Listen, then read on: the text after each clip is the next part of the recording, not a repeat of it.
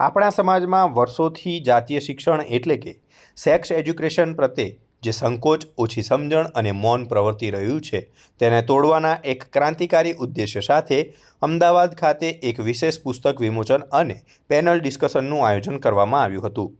Ahmedabad management association એટલે કે AMAના JB auditorium ખાતે ઝેડકેડ ગ્રુપ દ્વારા જાતીય શિક્ષણ મૌન નહીં વિષય હેઠળ આ અનોખો કાર્યક્રમ યોજાયો હતો, જેમાં ભારતભરમાં સેક્સ એજ્યુકેશન ક્ષેત્રના અગ્રણી વિદ્વાન પ્રાધ્યાપક ડૉક્ટર ભદ્રાયુ વછરાજાની લિખિત ખાસ પુસ્તક know your self sexual knowledge for યુનું ગરિમાપૂર્ણ લોકાર્પણ કરવામાં આવ્યું હતું.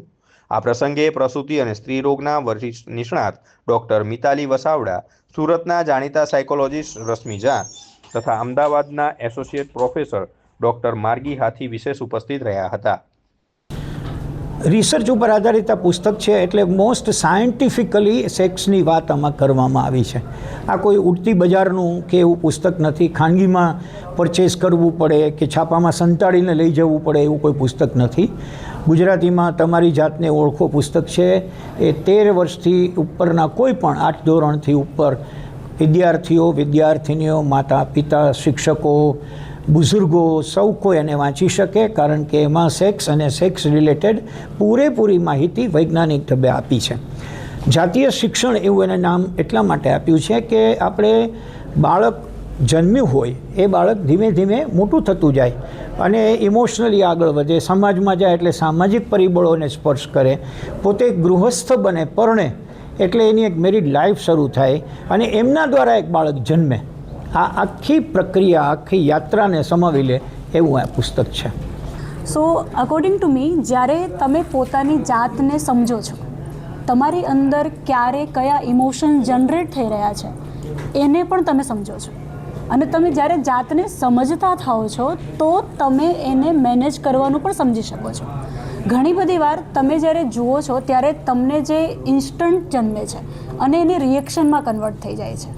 હવે આ થાય છે શેના માટે, અને જો આ થાય તો ત્યારે વ્યક્તિએ સમજવું કેવી રીતે કે મને આવું થઈ રહ્યું છે, હું કોઈને જોઉં છું અને મને એમ થાય છે કે હું આની સાથે ફ્લર્ટ કરી લઉં તો હું શું કરું.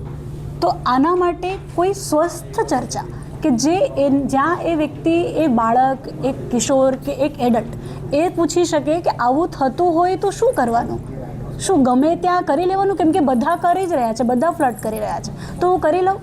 તો એ સમયે આ જો ચર્ચા થઈ શકે કે દોસ્ત આજે જન્મે છે ને એ તારા એકલામાં નથી જન્મી રહ્યો, એ બધામાં જન્મે છે. પણ લોકો આને સમજવા કરતાં આને જે મળી રહ્યું છે, જેમ કે તમને ભૂખ લાગી છે તો તમે યોગ્ય વસ્તુની રાહ જોશો, ઝેર નહીં ખાઈ લેશો.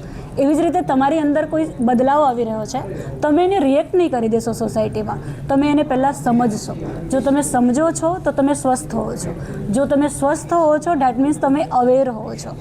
અવેર હો છો પછી તમે જે કાંઈ નિર્ણયો લો છો એ નિર્ણયો યોગ્ય દિશામાં જઈ શકે છે. That I feel according everything. Thank you.